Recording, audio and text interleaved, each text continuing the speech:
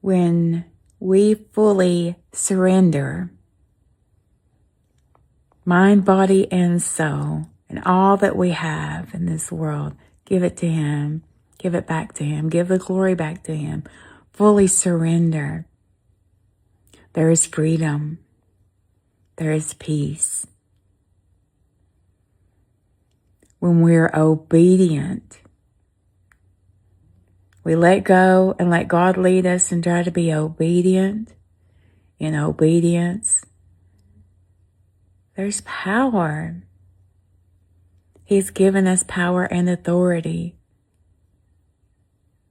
We just have to claim it, and we have to fully surrender everything to Him. Fully surrender. Take up your cross and follow Him. Don't look back. Amen.